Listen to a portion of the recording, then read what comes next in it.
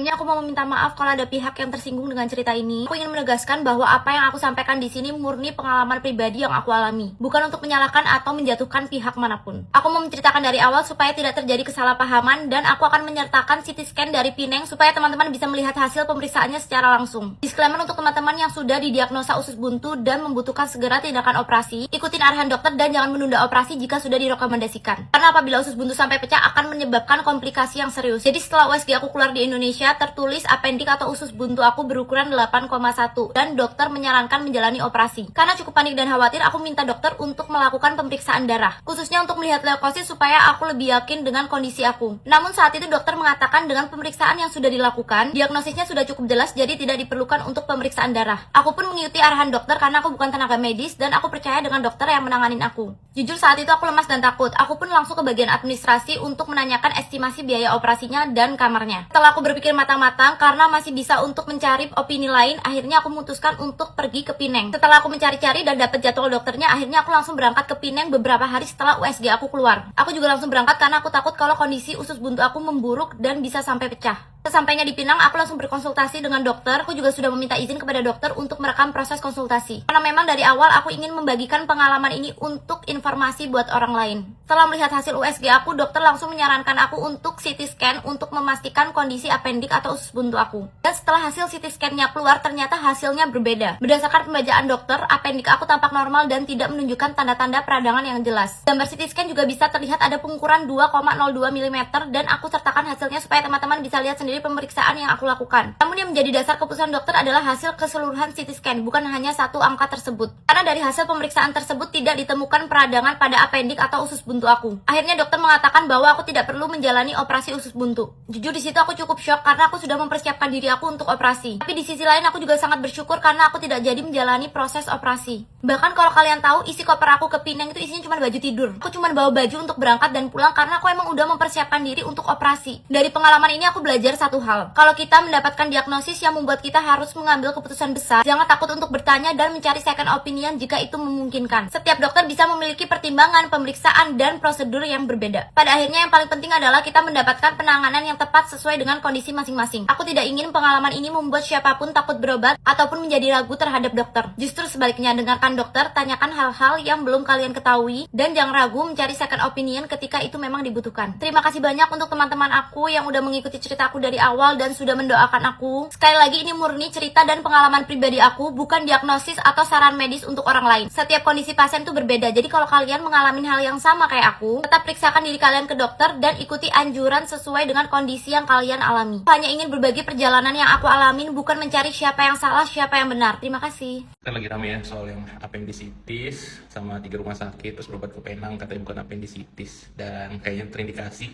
endorsan rupanya. Sebenarnya sah-sah aja sih kalau beliau ini di endorse, cuman di videonya ada beberapa poin sih yang menurut gue kurang srek. Yang pertama dibilang ada misdiagnosis, padahal dari hasil USG-nya udah dibilang ada donut sign, ukurannya sampai 8 mm, yang itu menandakan pembengkakan atau pembesaran di usus buntunya. Terus di akhir video mbaknya ini bilang buat pasien-pasien lain yang ada kondisi serupa kayak usus buntu, coba dicek-cek dulu, pindah-pindah rumah sakit atau pastikan dulu lah diagnosisnya. Bahayanya kenapa? Kalau misalnya tuh pasien datang dengan kondisi usus buntu yang akut dan karena dengerin ini video 5 juta orang itu percaya dan milih nggak mau dioperasi, mau pastiin dulu pindah-pindah, terus terjadi komplikasi peritonitis dan lain-lain, itu gimana? Siapa yang mau bertanggung jawab? Jadi tolong kalau mau bikin saran medis seperti itu hati-hati banget, apalagi ini bukan bidangnya. Kasihan kalau orang lain yang awam ngedengerin.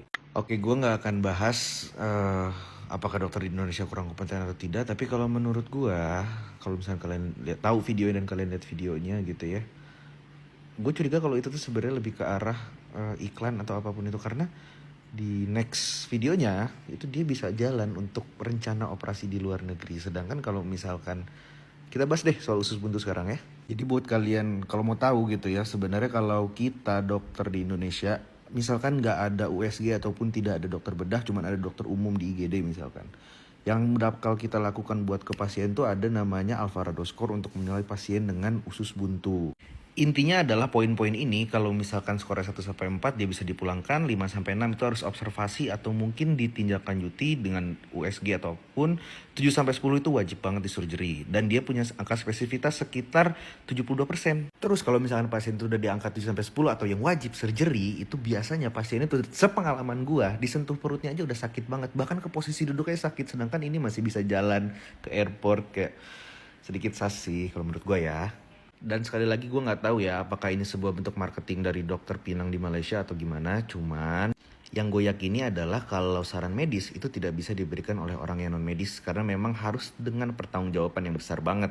Coba lu bayangin aja sekarang ya. Kalau nanti ada pasien yang benar-benar harus dioperasi karena pasiennya usus buntu, tapi dia nggak mau operasi karena ngeliat video lu, yang mana itu udah ada jutaan views kalau nggak salah. Apakah lu berani bertanggung jawab? Gue tanya kayak gitu aja deh. Kalau berani bertanggung jawab sih bener-bener gak masalah. Tapi ingat ya, rumput tetangga tuh akan selalu lebih hijau. Oke? Nama influencer Fahira Mira kembali menjadi perhatian setelah pengalamannya terkait dugaan penyakit usus buntu viral di media sosial. Sebelumnya, Fahira menceritakan bahwa dirinya sempat mendapatkan diagnosis usus buntu di Indonesia dan bahkan disarankan menjalani operasi. Namun, ketika memilih melanjutkan pemeriksaan ke Penang, Malaysia, hasil pemeriksaan yang diterimanya justru berbeda. Dalam video klarifikasinya, Fahira menegaskan bahwa konten yang dibuatnya bukanlah endorse ataupun bentuk kerja sama promosi rumah sakit. Ia menyebut apa yang disampaikan dalam video tersebut merupakan pengalaman pribadi yang dialaminya. Fahira juga menjelaskan bahwa berdasarkan pemeriksaan yang sebelumnya dijalaninya di Indonesia, dirinya disebut mengalami masalah pada appendix dan kemudian mendapatkan saran untuk menjalani tindakan operasi. Karena ingin mendapatkan penanganan lebih lanjut, Fahira kemudian memutuskan pergi ke Penang dengan niat menjalani operasi. Namun setelah menjalani pemeriksaan lebih menyeluruh di sana, termasuk CT scan, hasil yang diterimanya justru berbeda. Dalam unggahannya, Fahira menyebut appendix miliknya terlihat normal dan tidak ditemukan tanda-tanda peradangan.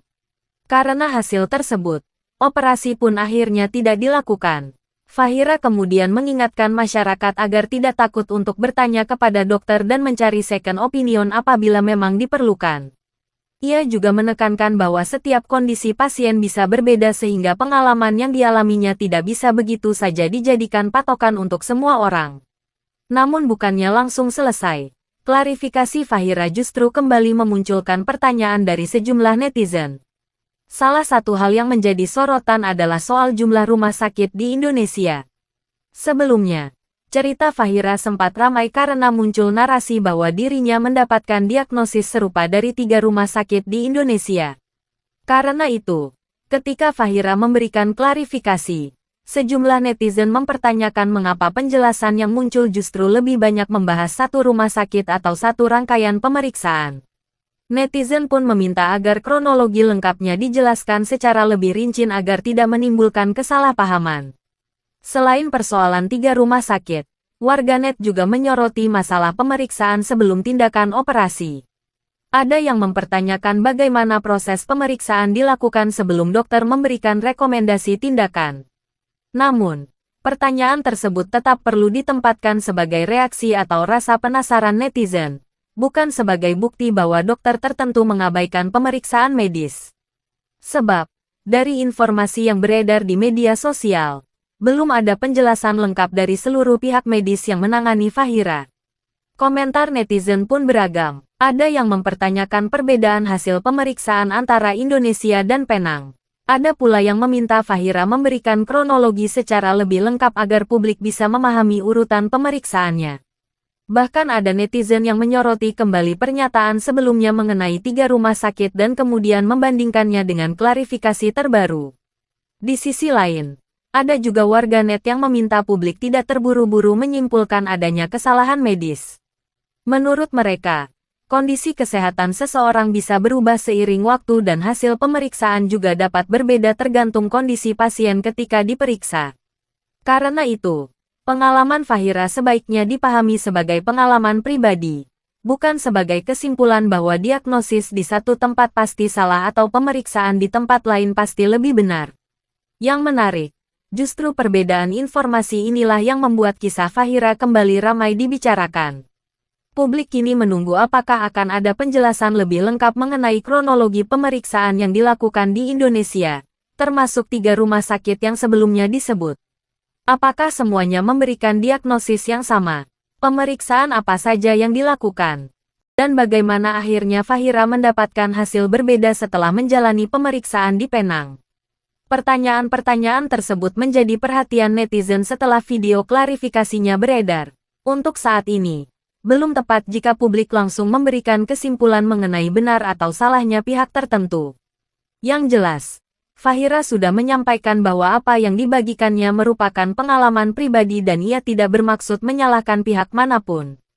Ia juga mengingatkan pentingnya bertanya dan mencari second opinion ketika seseorang merasa membutuhkan pendapat medis tambahan.